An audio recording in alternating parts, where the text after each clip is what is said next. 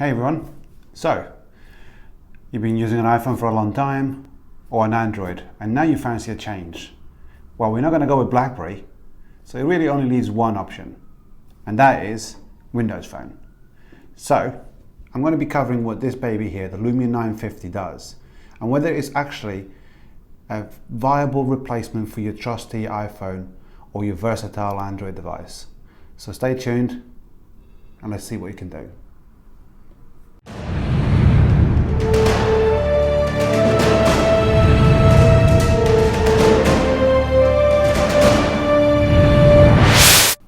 Hey guys, welcome back then. So let's start this off by actually just having a general look at the device itself.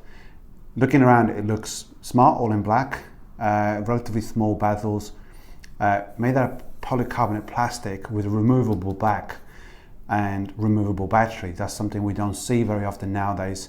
It was one of the most appealing things why people would walk away from an iPhone and move towards a Android so that they could actually replace the battery.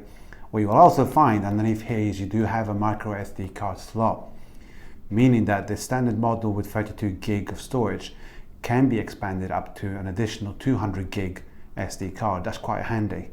As you look around, you'll have all of the nice things, a protruding camera at the back. We'll cover that a little bit more in a moment. On the left hand side, no buttons.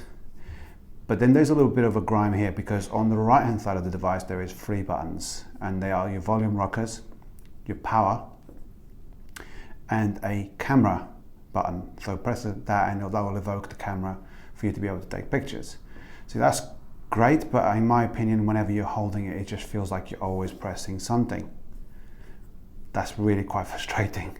In terms of performance, this is not going to be a slouch, but don't expect iPhone 6s performance snappiness. I mean, this has got a Qualcomm Snapdragon 808, which is a hexa-core and it runs at 1800 megahertz, so it's not exactly slow.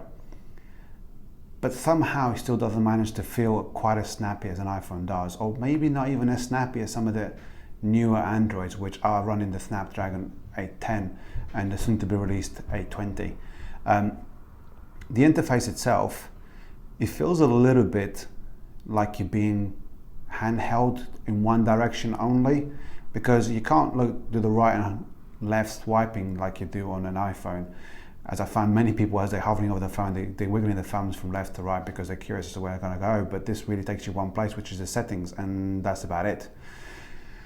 But in terms of battery life, which is obviously important for nowadays for smartphones, this has got a 3000 mAh battery, and in my experience it's lasted a whole day, but it's not really lasted much more than a day, particularly if you put it on standby. I mean, I have seen my iPhone last a couple of days, maybe even more on standby. If you put it on standby, we've seen a massive amount of time on standby. This will last 1 to 1.5 days, including the standby time, which, to be fair, is not that impressive.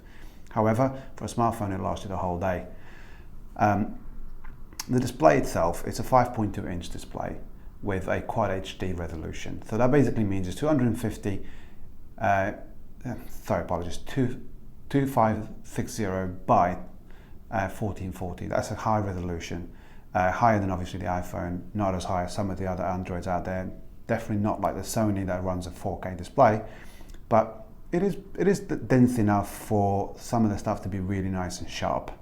The downfall of this display though is it's just not bright enough to really show off its 564 ppi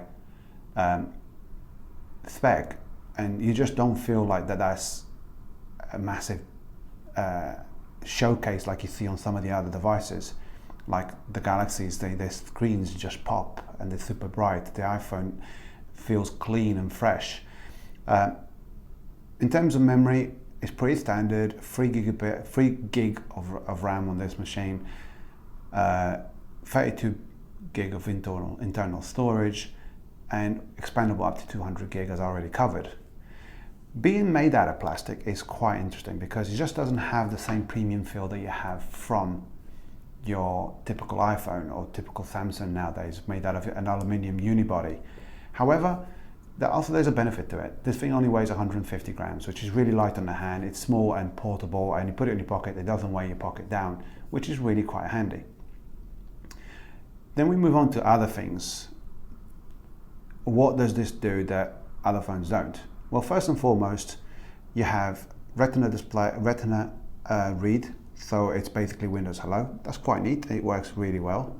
Not as well as a finger sensor, but really well. It has something called Continuum from Microsoft, which is, in my opinion, their best feature, and they're not shouting about it. It basically means you plug this into your little hub and it converts it into a full-blown PC. And if you haven't got a hub, but you have a smart TV, just send it through to the TV and there you go. You use your screen as a trackpad, use the keyboard on the mouse itself, on the actual device itself to type on the screen, or even better, just connect something wirelessly like a Bluetooth mouse and keyboard. You really can't go wrong that. It's the first time in a long time that I've been saying that mobile devices are going to become our one and only computing device, and Microsoft has done it, and they're not even shouting about it. So well done there, Microsoft. Everything else feels a little bit half-baked in my opinion. The Facebook app, it's literally the website. You know, the messaging app, there's a lot of empty space on the screen being used for you to show me different people in the conversation when I only really want to focus on one conversation, so give me maximum screen. You know, the settings are great if you're familiar with Windows 10, but if you don't, it feels a little bit clumsy, if I can say. What I do like though is they're not shy away from giving you plenty of options. You can edit the tone of your actual screen, so if you feel your screen is a bit too blue, you can go and change things like that. The camera, on the other hand, is a little bit of a bugbear for me, to be fair with you, because it's a great camera, Carl Zeiss optics, pure view, with those LEDs that they use that has different tones to it, so that it tries to replicate the light from outside. It gives you a natural tone. I'm not sure what Microsoft's calling it. But in my opinion, if you were comparing this to a great shooter and one of the most popular cameras in the world right now, the iPhones, is if you took 10 shots with both devices, you'll find that the iPhone will give you 7 to 8 shots that are on point, where this will kind of give you 5 or 6 shots, but they were really good. So let me just illustrate that by covering a little bit of a video and also a few shots. So if you look up on the coming up now, this is some 4K footage, 1080p at 60 frames and also at 30 frames, followed by a couple of snaps done on ideal lighting conditions.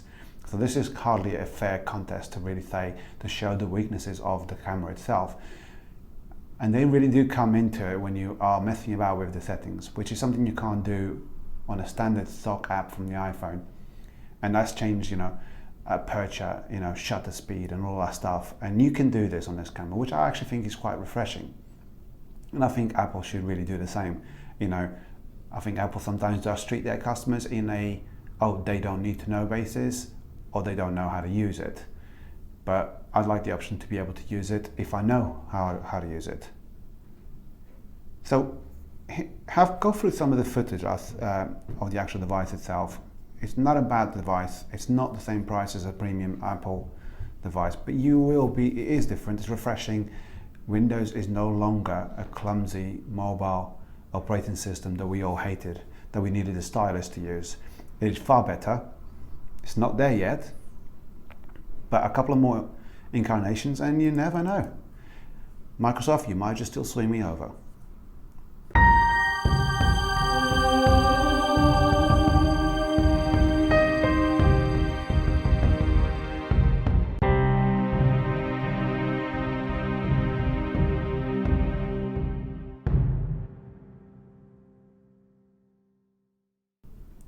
So the conclusion, will I swap my iPhone 6s Plus for the Lumia 950? Well, no. Microsoft still isn't there. But one thing is for sure, having used this as my daily driver for now a month, I have come to realize that actually Microsoft are sitting on a gold mine here. The fact that you can use this as potentially your one and only computing device by using Continuum and by the fact that you plug it into your Windows machine and everything just works because it talks the same language is rather refreshing. There's a few quirks. The back speaker is a bit tinny. The phone is plastic, so when you press in some places it creaks a little bit.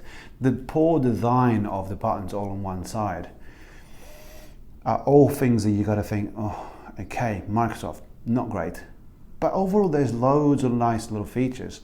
I.e., you can press the middle button and you can do reachability if you don't reach the end of the screen. If you have a reminder and you turn your phone off, it does tell you, please don't forget to do that, which I think is quite nice. I like the fact that the screen stays with this information on all the time. That would probably save me turning my iPhone screen on so many times just to look at the time or just to look at it, because that's what we all do.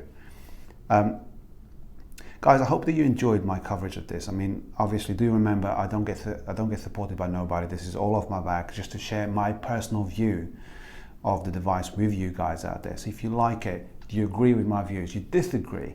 Please put it in the comments.